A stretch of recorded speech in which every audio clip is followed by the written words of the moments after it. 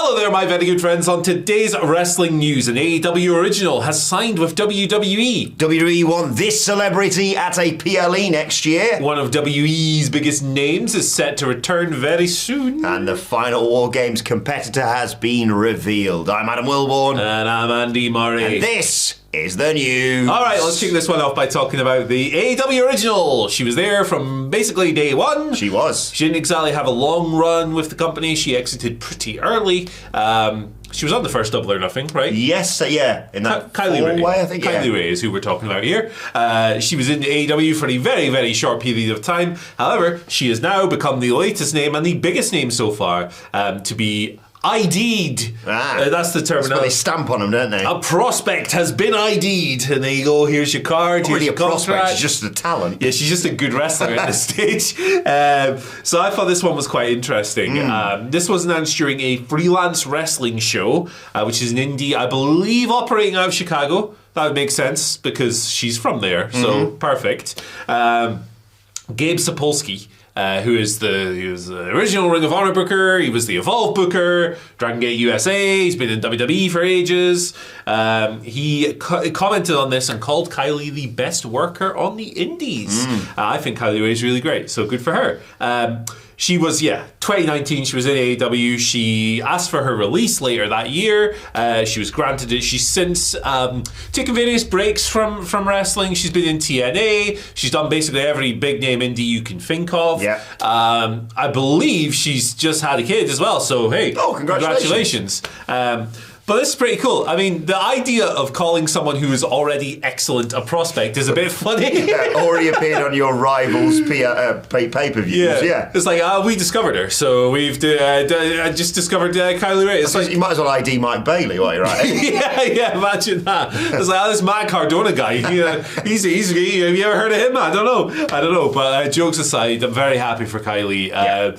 She is a very, very, very talented pro wrestler. I've enjoyed her work wherever she's gone, and I am sure that this will only lead to good. She's done like main event before as well, I'm sure. So, this will only lead to great things for her. Yeah, we talked the other day, actually, didn't we, about how this WWE ID thing, which is mainly them sort of shotgunning people for the future. There's people like Jack Cartwheel that they've already attached themselves to as well, and what was it, Cappuccino Jones over here? Yes. But Cold brew cappuccino. That was it. There was also, rumours that they'd got someone who was far more well-known. This presumably is the person they were alluding to. Because like you say, Kylie's worked AEW pay-per-views. Very smiley, of course. She is. But incredibly talented, and I think would make a great addition to the WWE roster. So you sense this might be one that they sort of fast-track rather than... I feel like a few of them are like... We'll circle back to you in a year or a couple of years' time and see how you're getting on. Yeah. Because, they've already got some real talents coming through in NXT, and they've got the Next in Line program, Performance Center, etc., etc. But Kylie Ray, for me, is someone who could walk onto the main roster tomorrow. Yeah, very, very ready for it. She's been, very open about her, mental health. And stuff like that, which I think is something that is, first of all, I think it's extremely courageous to do that, opening yourself refreshing up like that. As well. Yeah, definitely. But it's also very positive because it normalizes conversing about difficult topics. So her career's been a bit stop-start for sure, but she seems like she's in a really good place, and this is just a great deal for her. So, hey, fair play. It also gives her the privilege of knowing that if she wanted to step up, the opportunity is probably there. Yeah. Or if she just wanted to keep chilling, doing indies, whatever. Cool. Yeah, really exciting. We'll keep tabs on that one. But from one well-liked, happy-go-lucky scamp to the polar opposite. Oh, no! Because WWE have, according to WrestleVotes, become very keen on doing something with regards to a Jake Paul appearance at a PLE sometime next year. They also have interest in doing something with Mike Tyson and Logan Paul as well. Jake Paul versus Mike Tyson versus Logan Paul, triple threat. Hell no. But the boys were also talking about it, the brothers, I should say, on the Impulsive podcast. And Logan said he'd love to have his brother in WWE. But Jake responded, I'd love to as well, but I want to be your Paul Heyman. I wouldn't want to wrestle as much. I could do some you-know-what, but I'd be your sidekick businessman. Logan responded by saying, the ultimate goal would be for me to be WWE champion, you to become boxing champion, and your girlfriend to win Olympic gold, to which Jake Jake Paul responded, "That's crazy." Jake Paul, obviously everyone talking about him following the Mike Tyson fight last weekend. I mean, at the end of the day, if you want something that's going to turn Logan Paul babyface, put his brother out there next to him because he's an even bigger knobhead. The reality of showbiz, entertainment, sport, whatever, is that if someone can pull eyes and draw money to a thing, they will be booked regardless. So, you know, it's the Pauls. Like, I'm not a big influencer culture kind of person. I don't. Well, apart from the boom, those guys rule. Yes, like if you're funny, I'm in. Yeah. But like a lot of what. Like the Pauls and like other KSI, I Show Speed, like people like that. It's aimed at people who are much younger than me. So I look at it and I go, I don't really get the vibe or whatever. But look, these are some of the most followed people in the world. I think Jake Paul and Tyson was watched by 120 million people. I saw a reported payout for that fight of $40 million for Jake. So like. The reality of life in 2024 is that if you're an influencer, you are whatever your audience will let you get away with doing. Yeah. Jake Paul has been extremely successful as a star in boxing. And look, and music, it's everyday, bro. God, that's a thing.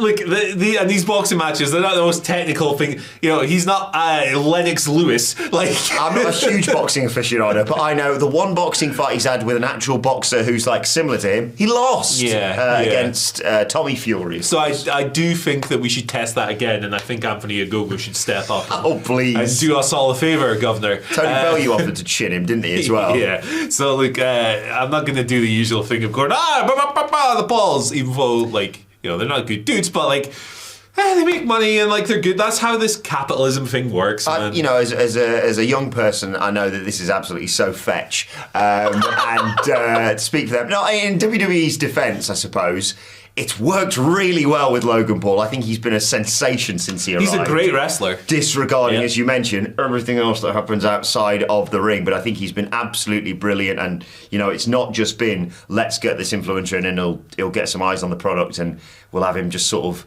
beat some losers. He's genuinely fantastic in the ring. His brother Jake, you know, however you feel about him, he's a bell end. Is an athlete as well, and no doubt could do something. And yeah, the Paul brothers as a tag team potentially, not even necessarily working together in the ring, but just appearing, could be absolutely huge for them. Less keen on the Mike Tyson thing, I've got to be perfectly honest. Yeah, put your ass away, Mike. But he showed his whole ass twice. I mean, they could put Tyson out there and he could yawn through another match if he wants to, like he did in AEW. Maybe they get the Gulchin, who obviously made an appearance in AEW back in the day too. But look, like I say, Logan Paul is incredibly talented. He makes a delicious drink that you should feed to your children on a daily basis in Prime. And yet to try the Lunchables, whatever it's done with Mr. Beast. But it's like you say, WWE can't help themselves for printing money at the moment, so it's going to get even more eyes on their product. And I saw the trailer for them popping up on Netflix drop yesterday as well. Yeah, so there you go. The Pauls, they're here to stay. Yep. I think whatever you feel about them, they ain't going anywhere. Yeah, Logan is a good wrestler for sure. He knows what he's doing. He took to it really quickly. Like, one thing I'll say a positive thing about Jake Paul.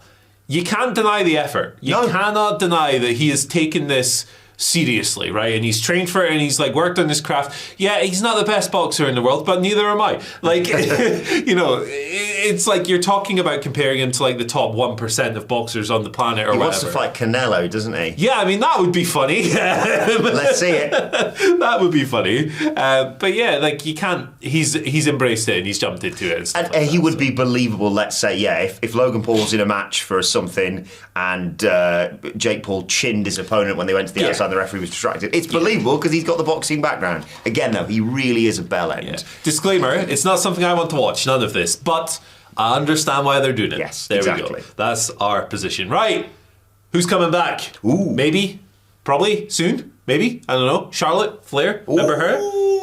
I saw the video she dropped on social. She should collaborate with the Teletubbies on that one, eh? Could be another big Poe set to appear at a PLE 2025. You heard it here first. Poe versus Braun Strowman. Imagine Poe, Bronson Reed getting a tsunami. Imagine Poe doing a tsunami. Oh my god. It's chaos. For some reason I'm picturing Poe doing Triple H just water. I don't know why. Tinky Winky coming down from the rafters on the zip line. Teletubbies say night night. What's the funniest Teletubby ring entrance you can think of? Let us know in the comment section below. I'd like to see the Hoover coming. Yeah, as well. but I was thinking about Nunu coming out, a bit of pyro coming out at the end of his snout or whatever. Or a t-shirt cannon. Yeah. Adrenaline in my soul. You know, like they have the hook sign that appears. What about if that? But it's that, but it's the baby in the sun. Oh, that's when you know shit's about to get real, brother. Lights off, lights on, baby in the sun. Gets the Sabu lights on, lights off, and then just kills someone. Charlotte Flair. Oh yeah, that's who we're talking about. Charlotte Flair. She has been on tour in Tubbyland, Teletubbyland. Is it Tubbyland or Teletubbyland? I don't know, actually. I don't know. Let us know, Teletubby fans. I need to catch up. I'm a few series behind, I think. But yeah, she's done this social media video. There's a diamond breaks out from a block of ice. Ooh. And in the diamond is her image. So she's been gone ages, to the extent that I miss the chaos she brings. Yeah. It'd be good to see her back. It felt like she came back and then immediately got injured again. Yeah. Unfortunately, I'd love to see her back. Like you say, she's a name again, along with the likes of Becky Lynch and Alexa Bliss that we've been mentioning a lot recently, with regards to a big return that could well be being saved for, at the very least, the end of this year, but more than likely the start of next year, the build to WrestleMania, and of course the arrival on Netflix of WWE. Lots to go. Get her old theme music back. That's my request. The dun dun dun dun. That was good. And if you're not doing world title stuff with this person, I'd without question book Charlotte Flair versus Tiffany Stratton for WrestleMania. Oh God! I think it'd be incredible. Oh, that'd be awesome. I'd love to see it. But yeah, I mean, you know, multiple-time world champion, incredibly talented in the ring. However you feel about her, I think there was a period, wasn't there, where everyone was sort of grumpy on her and doing the old John Cena. Oh God, here she is again. And then quite a few people, myself included, realised, oh, she's had quite a few people's best matches. That's not a coincidence. Yeah. I think. For me, the match is Charlotte Flair versus Julia, because one, they would knock the crap out. Like, they would kick the hell out of each other. Even more so than Charlotte. Like, Julia's a psychopath. And Charlotte Nia Jax for a prelude to that. Oh, God. It would be great, because there's also, like, with Charlotte and Julia, both of them, like, 1 time out of 10, their match will fall apart and be a complete disaster. Either way, it would be good. Yeah, by my absolutely. That's the perfect combination of mess and awesome. You're right. This isn't just bringing her back and going, oh, we can do Charlotte Rhea again, which was obviously class a few years ago. There's so many new prospects that you can suggest to have Charlotte have matches with that you don't have to have Charlotte centering around the world title for a bit. So I know that frustrates people sometimes. Yeah, and make her a heel as well. Yeah. She's better at that. Unquestionably. But this weekend is, of course, Full Gear. Myself and Michael Hamflett are going to be doing our predictions for that later on today.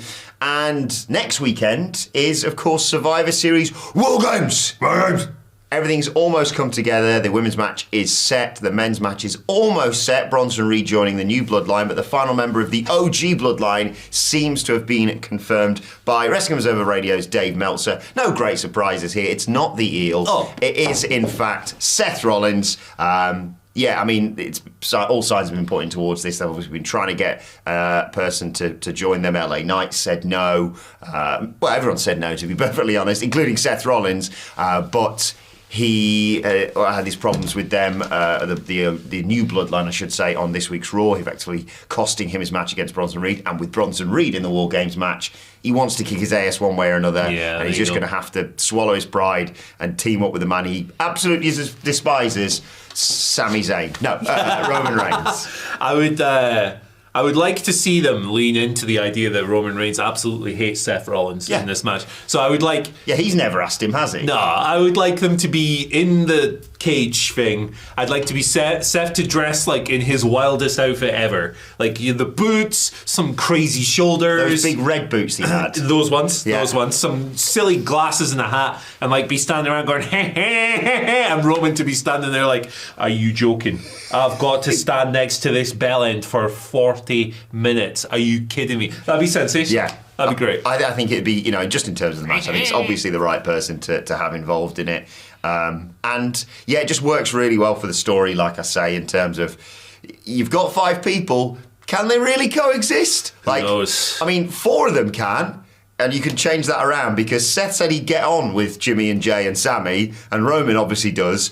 But those two... Oh boy, there's a lot of water under that bridge. Grumpy guy and a weird guy. It'll be fun. It'll be good. And what was the deal with Sami Zayn leaving his phone behind on SmackDown last week? We're going to be talking about that on the SmackDown preview podcast. You got a high score on Balatro. Yes, good point. Yeah, just leave it running. Yeah, watch out for you jokers. Anyway, thank you for joining us today. Thanks. It's been real. Yeah. You know what else is real? What? This thing. Whoa! You want to learn more about the Attitude Era, brother? Well, here it is, baby. Boom! Boom! Cookies. Not quite the same enthusiasm. Bye.